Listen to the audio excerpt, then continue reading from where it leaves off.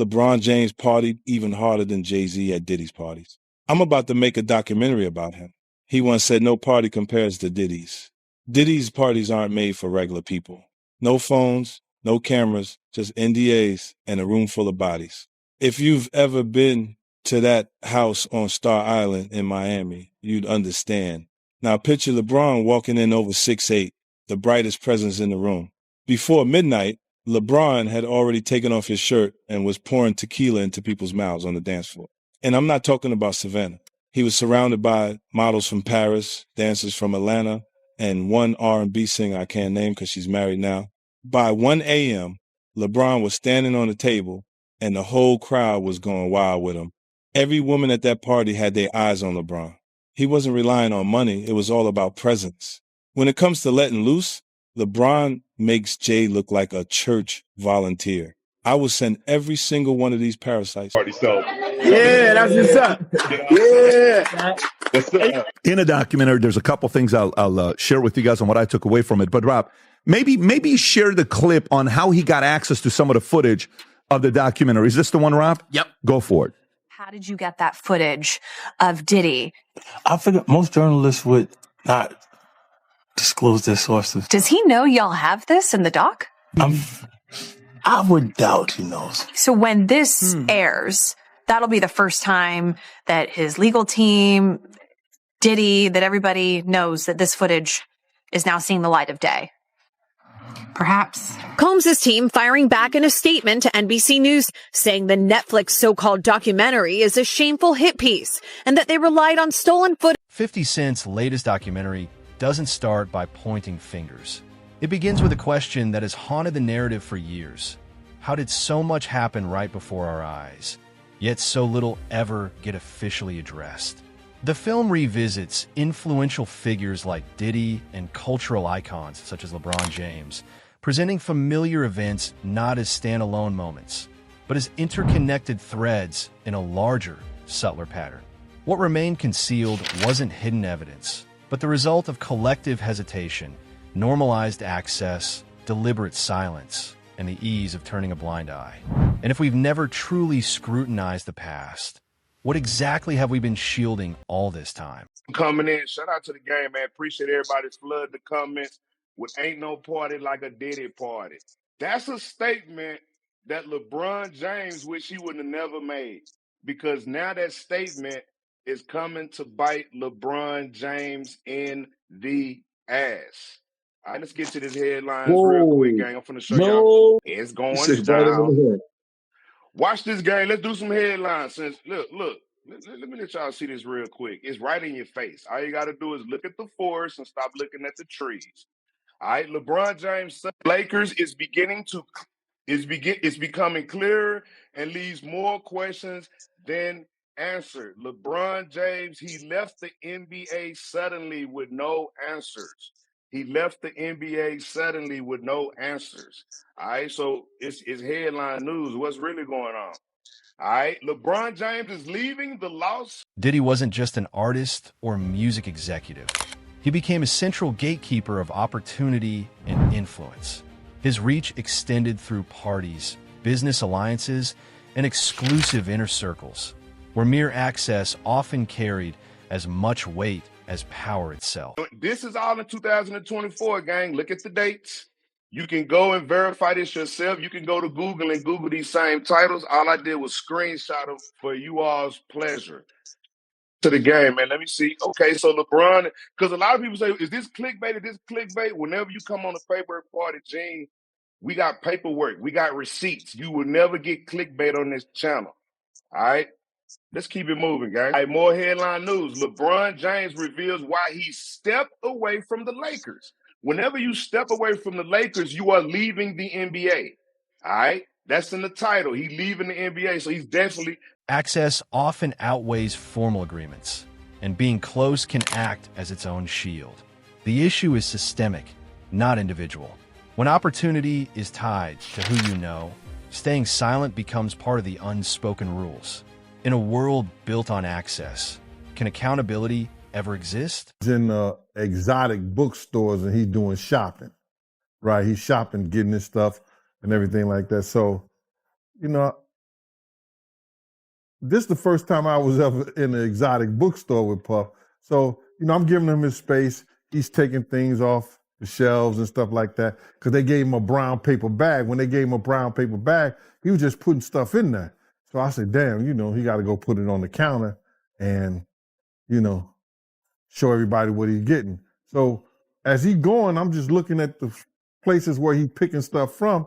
So there's one part he picked up some things from up here on my left side. And then he picked like quite a few of them down. I'm like, okay. He put them in the bag. So when I went by there and I looked up there and it said butt plugs. And I was like, hey, yo. I was messing with him. Because people don't understand, we was like friends. He was a part of the same gang. So I'm still going to tease him. I'm still going to mess with him and everything like that. I could do that. It wasn't just no security thing.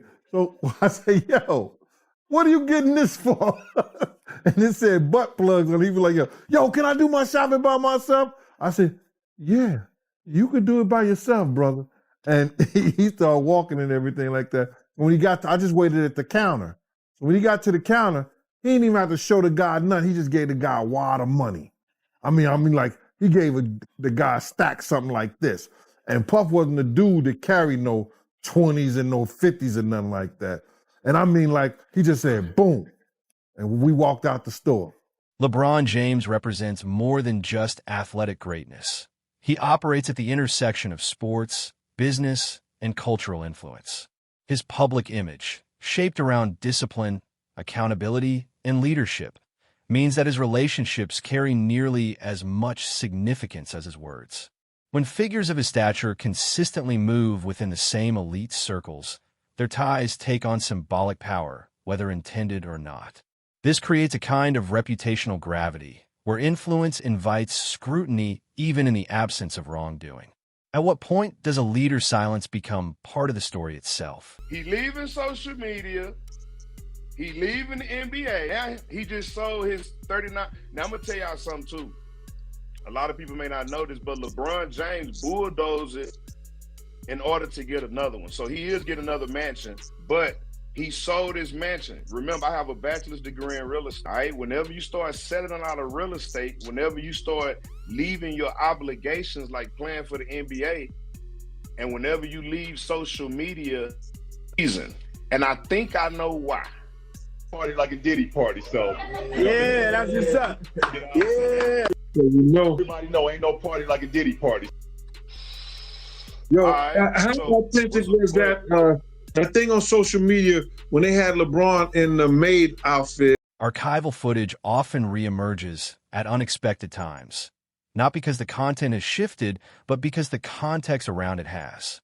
Comments once brushed off as jokes or compliments now take on new significance, becoming reference points in a broader reassessment of connections and environment. Him in that particular maid suit, unless all 7 of those pictures in different angles is Photoshop.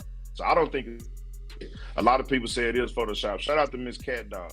Just 50 Cent's name being attached to it again. These are two, as everyone knows, the 3 names in hip hop are Jay-Z, Diddy, 50 Cent when it comes to the status of where you could get as a business or a brand. I guess so. So for the top 3 individuals, for one to go at the other and release this doc, I don't know, what does that say to again, I keep asking about the hip hop state of things. What does that say to hip hop? Like, yeah, man, but when guys come on here, man, and they want to come and try to ruin your show and say that shit to some is clickbait, the more and more we try to teach them, the dumber they make us look, bro. But you know what? That make them look dumb because watch this. I got 3 college degrees, bro. You know what I'm talking about? I own a lot of look, bro, my thing is this, bro. I don't have to be doing this shit, just like you don't have to be. You see what I'm saying? But a lot of people depend on this information, and a lot of people love hearing what Paperwork Party and Gene got to say. So for the thousands of people that like hearing we got to say, that's cool. For the 20 people, they need to get the fuck up out of here because it ain't no clickbait over here. Right, it's all good, man. You know what I'm saying? But let's just concentrate on the people who are we our own downfall? I guess I don't know. Well, I mean, I don't know. It all depends on what you consider hip hop.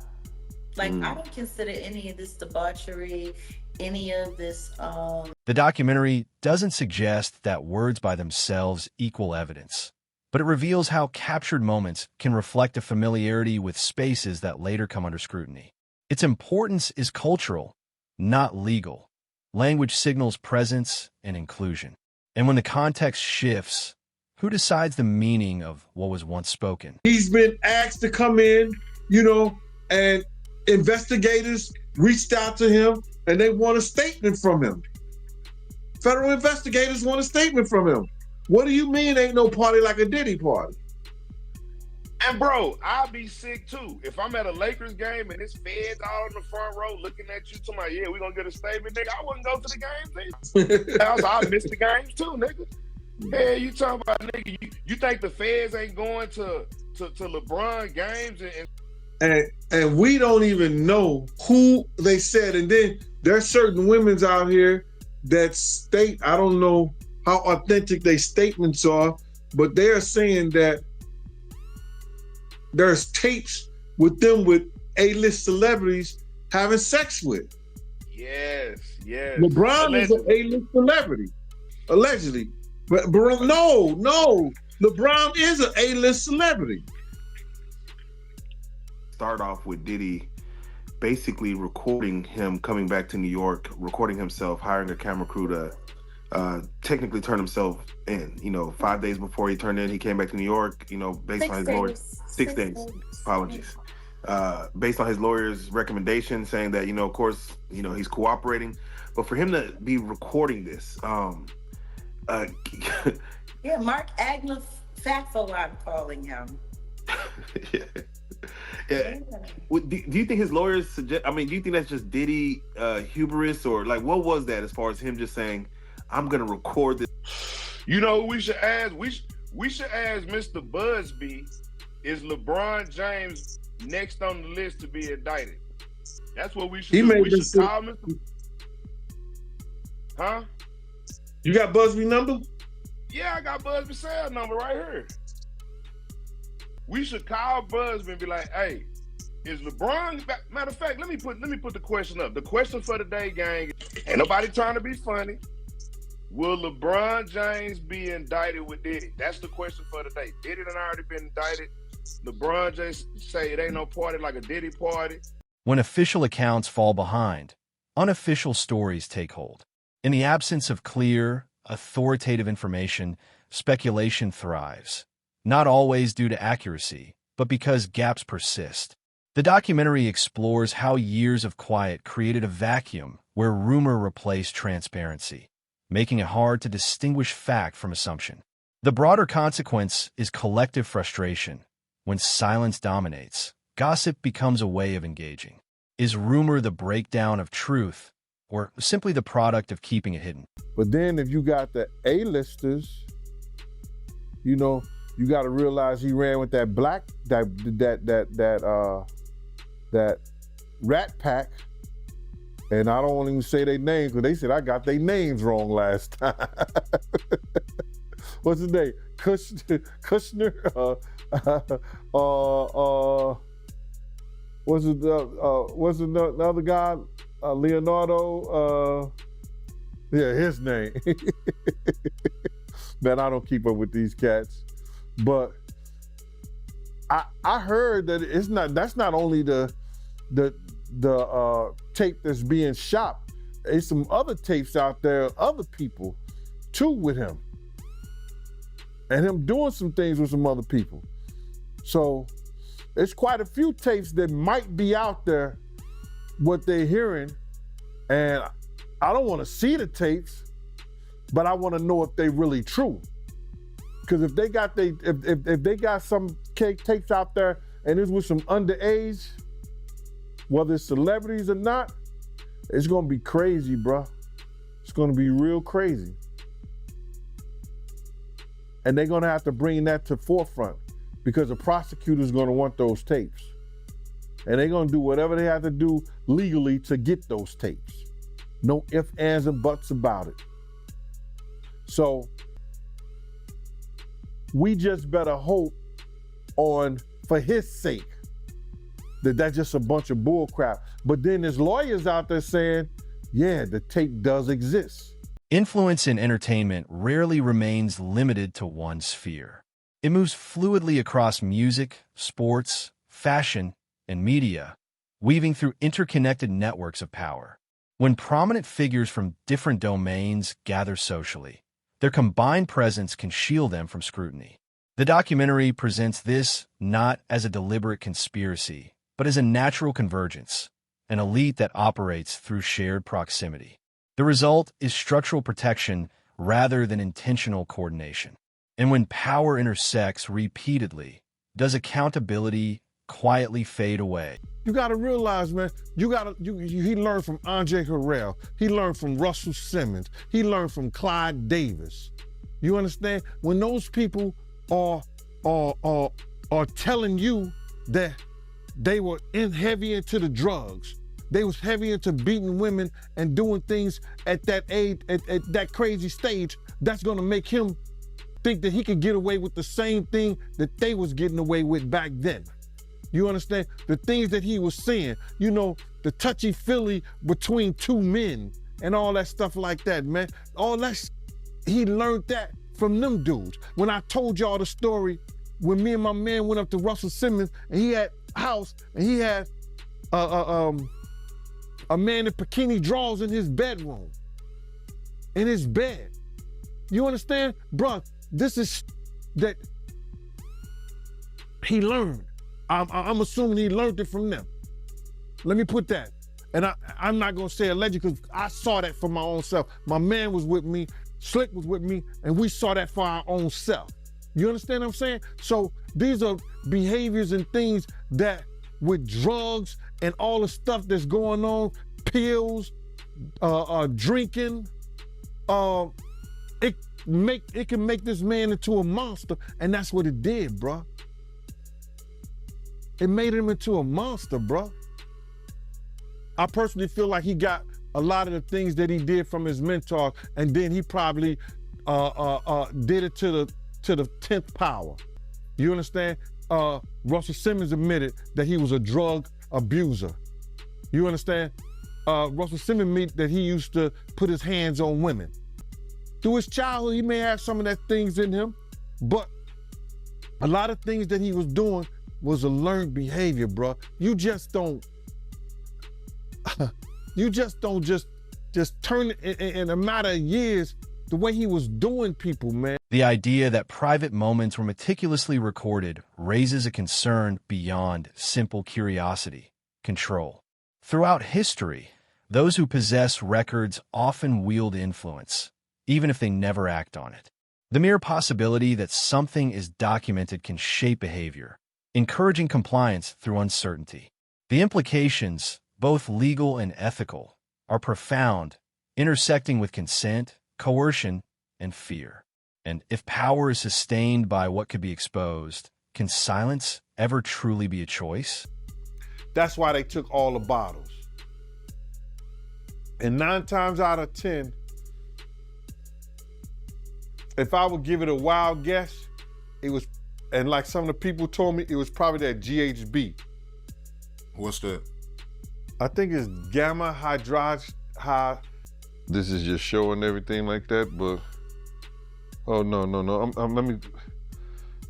Yo, somebody tap dance or sing or do something. You know what I'm saying? While I'm doing this.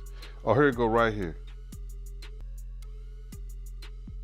It's gamma hydroxy butyric.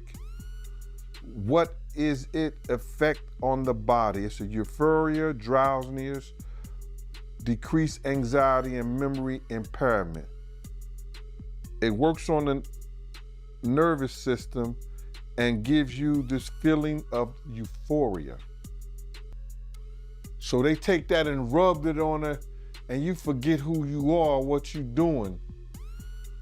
It can also give you memory loss,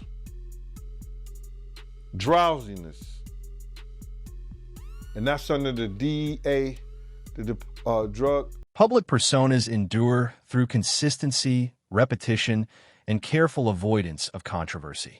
When a key figure in a network falters, those nearby must decide whether to speak, step back, or remain silent. The documentary illustrates how restraint can be interpreted as prudence, even as it quietly alters public perception.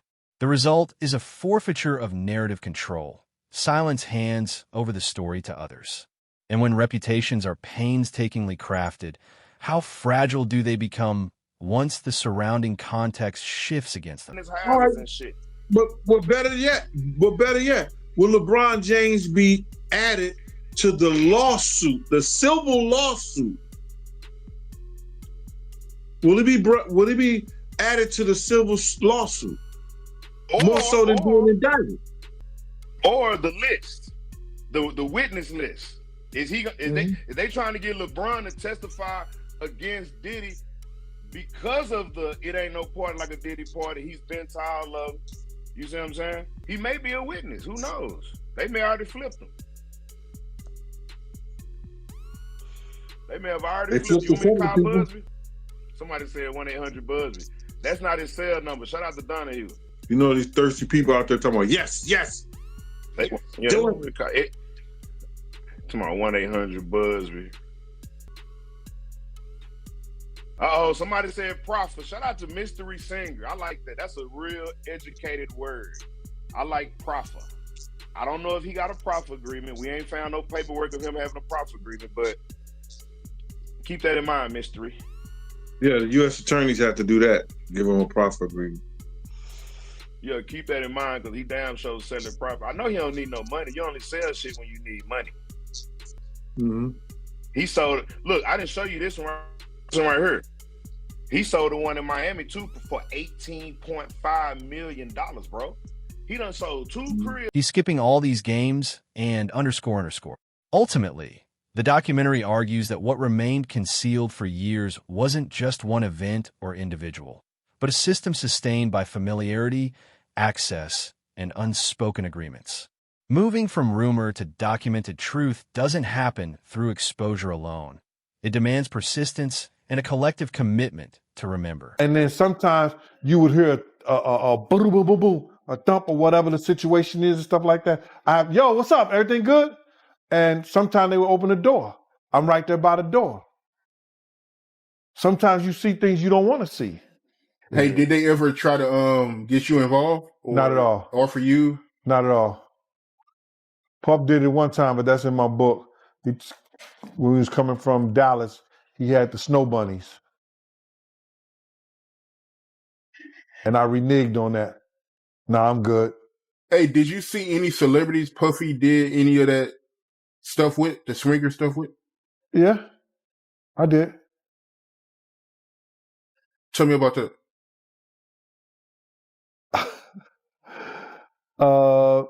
I think I told you about that. One time, him and somebody, him, Sarah, and this young girl flew from Atlanta. And they, and flying from Atlanta, we had this artist with us, right? And we were staying in the presidential suite at the hotel. And this particular artist and Puff, they told me, don't let nobody come in the room. So I said, all right, cool. So I propped my chair by the room door while they went in. So this artist's cousin knocked on the door. So I went to him and I let him in because I knew him. I see his face and everything. I've seen his face several times before.